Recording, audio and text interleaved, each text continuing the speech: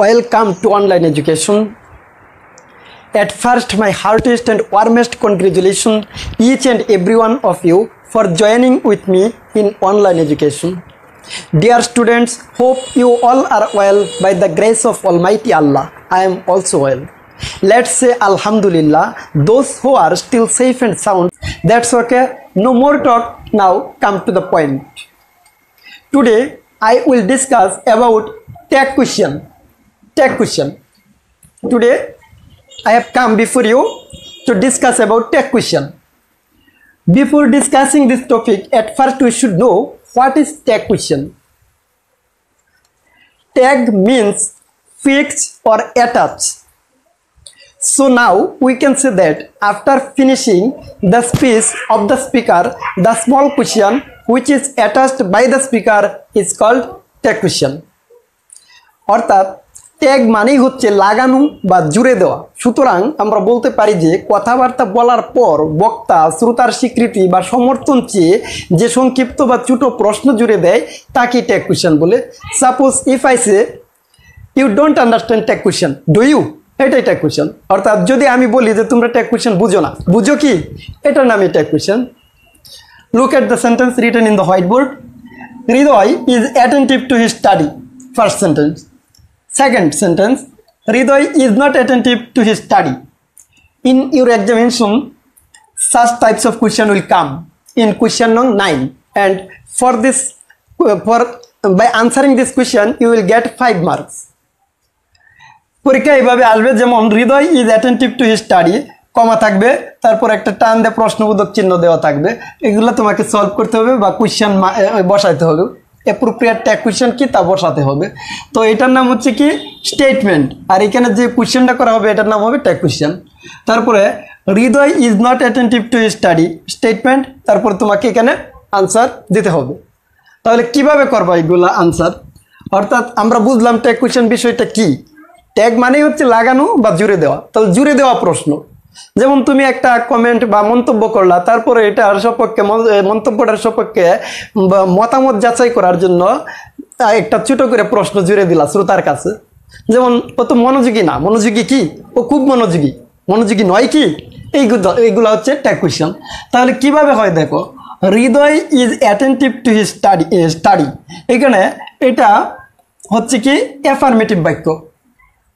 আর হৃদয় এই সাবজেক্টটা একটা নাউন। নিয়মটা হচ্ছে যদি অ্যাফার্মেটিভ হয় ট্যাগ কোয়েশ্চেনটা হবে নেগেটিভ, যদি নেগেটিভ হয় তাহলে ট্যাগ কোয়েশ্চেনটা হবে অ্যাফার্মেটিভ। অ্যাফার্মেটিভের জন্য নেগেটিভ আনসার হবে, নেগেটিভের জন্য অ্যাফার্মেটিভ আনসার হবে, উল্টাপাল্টা হবে আর কি। Affirmative negative, negative affirmative, remember it, most important word or rule. তাহলে এটা অ্যাফার্মেটিভ যেহেতু আমার আনসার হবে কি নেগেটিভ। আর কিভাবে করবো? অক্সিলিয়ারি ভার্ব দ্বারা। এখানে অক্সিলিয়ারি ভার্ব কি আছে? ইজ। তাহলে নেগেটিভ হবে কি হবে? ইজ নট, সংক্ষেপে দিব ইজন্ট। ট্যাগ কোয়েশ্চেনে অলওয়েজ কন্ট্রাক্টেড ফর্ম ইউজ হবে। We have to use contracted form in tag question. তাহলে ইজন্ট, তারপরে দেখো এই হৃদয় আছে সাবজেক্ট, এটা হৃদয় লিখবো না। সাবজেক্ট যদি কোনো নাউন হয় এর জন্য লিখবো কি প্রোনাউন। তাহলে হৃদয় এটা থার্ড পারসন সিঙ্গুলার, এবং যেহেতু মেসকুলিন জেন্ডার অর্থাৎ পুরুষ মানুষকে নির্দেশ করছে সেহেতু হবে কি হি। আর যদি মহিলা হইতো অর্থাৎ ফেমিনিন জেন্ডার তাহলে হয়তো কি সি। তাহলে এখানে আমরা হি দিলেই উত্তর সঠিক হয়ে যাবে, ইজন্ট হি। তাহলে কি হচ্ছে? ইজন্ট হি হচ্ছে সঠিক আনসার। তারপরে এটা দেখো নেগেটিভ, তার মানে অ্যাফার্মেটিভ হবে। অ্যাফার্মেটিভ হবে মানে কি অক্সিলিয়ারি ভার্ব ইজ আছে, ইজ, তারপরে হৃদয় প্রোনাউন হবে হি, নাউনের প্রোনাউন হবে, সাবজেক্ট নাউন হলেও প্রোনাউন হবে। আর ট্যাগ কোয়েশ্চেন হবে অলওয়েজ অক্সিলিয়ারি ভার্ব দ্বারা, রিমেম্বার ইট। মোস্ট ইম্পর্টেন্ট কথা হচ্ছে কি, তাহলে অ্যাফার্মেটিভ হলে নেগেটিভ হবে, নেগেটিভ হলে অ্যাফার্মেটিভ হবে, আর ট্যাগ কোয়েশ্চেন হবে অক্সিলিয়ারি ভার্ব দ্বারা। আর যে সাবজেক্ট থাকবে ওই সাবজেক্টের প্রোনাউন হবে, আর যদি থাকে এই প্রোনাউন তো আরও সহজ ছিল আমাদের জন্য। Look at the fact, if you find as subject of any sentence anyone, anybody, no one, nobody, none, neither, either, someone, somebody, everyone, everybody. In tag question, pronoun will be used they for this subject. অর্থাৎ কোনো সেন্টেন্সের subject হিসেবে যদি তোমরা পাও anyone, anybody, no one, nobody, none, neither, either, someone, somebody, তারপরে কি আছে এভরিওয়ান, এভরিবডি, কোনো সেন্টেন্সের সাবজেক্ট হলে প্রনাউন হবে কি দে।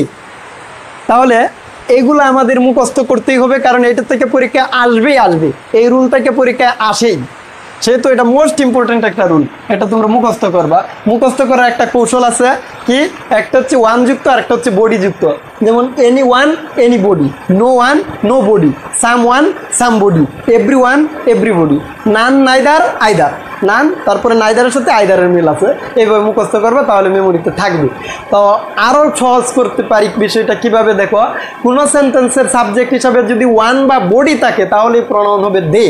ওয়ান বা বডি থাকলে, যেমন any one can do the work, তাহলে এনি ওয়ান, ওয়ান আছে তো এই জন্য প্রনাউন হবে কি দে।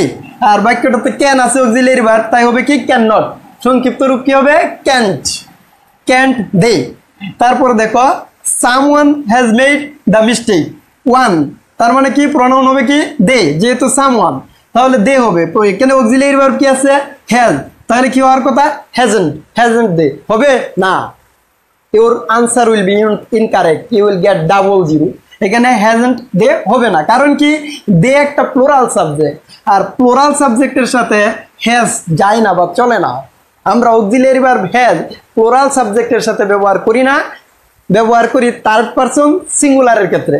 সাবজেক্ট থার্ড পারসন সিঙ্গুলার হলে অক্সিলারি ভার্ব হয় হ্যাজ, এখানে আমাদের এটা প্লোরাল, তাই হ্যাজ দেওয়া যাবে না, দিতে হবে কি হ্যাভ। যেহেতু নেগেটিভ করতে হবে হ্যাভেন্ট, হ্যাভেন্ট ইউজ করতে হবে, যেহেতু এটা নেগেটিভ বাক্য। Haven't they will be right answer. Either of them is coming, either, neither থাকলে কি হয় দে হয়, তাহলে প্রনাউন নামান দিতে হবে কি দে।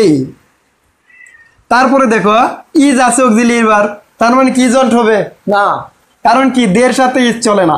যেমন তারা স্কুলে যাচ্ছে, আমরা ইংরেজি কিভাবে করব they is going to school, no it will be incorrect, কি হবে they are going to school.